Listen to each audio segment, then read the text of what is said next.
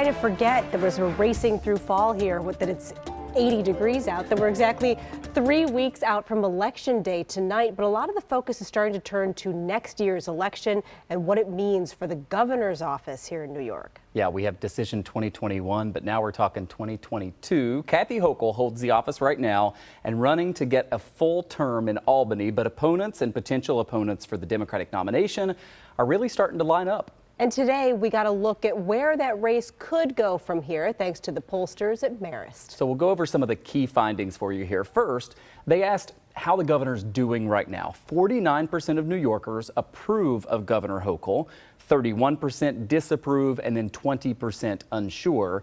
By comparison, Andrew Cuomo's last approval rating in this poll was only 38%. Then they looked at some possible matchups for her in the election next year. If she ran against New York City public advocate Jumaane Williams, who has declared to run, and Attorney General Letitia James, who is widely expected to, 44% of the Democrats polled picked Hochul, more than the other two combined. They also added in former Governor Andrew Cuomo, should he decide to get back into the race. Hochul still got the support of 36% of the Democrats who were polled here. Cuomo, you can see, in third place with 19%. The director of Marist Polling Institute was asked if this poll shows that the former governor has any path to get back in office. To use a, for lack of a better phrase, a divide and conquer strategy, where he tries to push James to the left, Hochul to the right, and claim the middle. And that's probably, the best chance he has of redirecting the reaction people currently hold of him, because these numbers are not good,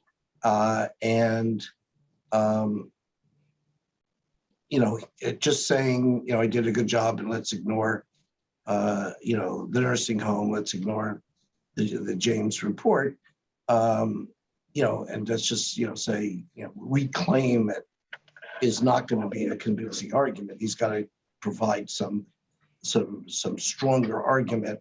And my guess is to put himself as in the middle and hope that is enough to carry the day is probably the best pathway he has going forward. Although I may say they pay people lots of money to be political consultants, of which we are not.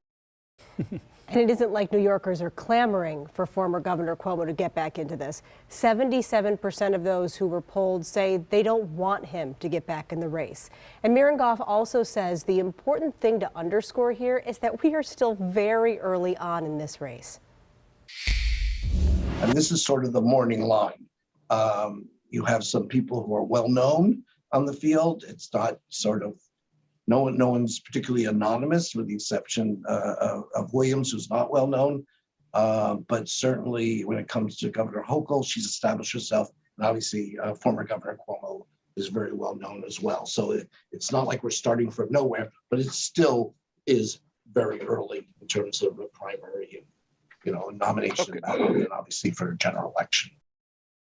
Yeah, this is an election for next November. We have the mayor's race, the Erie County Sheriff's race, and others that we have to get through this November. But I was struck today by all the kind of pundits out there who were surprised by these poll results. They clearly seem to be in agreement that Kathy Hochul was not expected to do this well. She's getting her name out there, especially down in New York City, where she wasn't as well known, and is at this point the clear front runner, if you believe this poll. Well, and that's the thing with polls as well. You kind of take them with a grain of salt, right? And especially now when you are talking about it being so far out, I think that's a really good point to say. It's very early.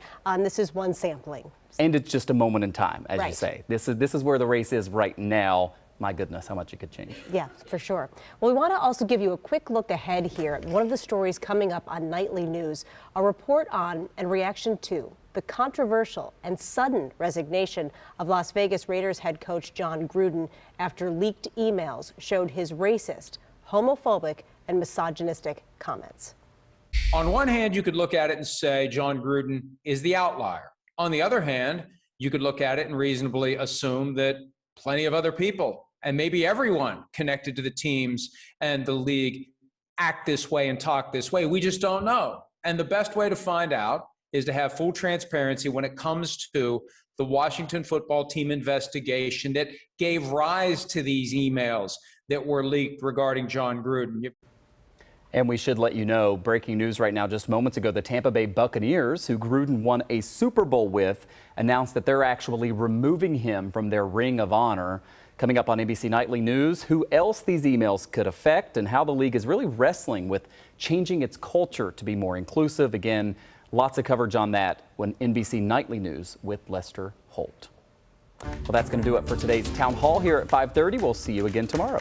And if you have a question or a comment, please reach out. Here's the number, 716-849-2220. That's our text line. We'd love to hear from you.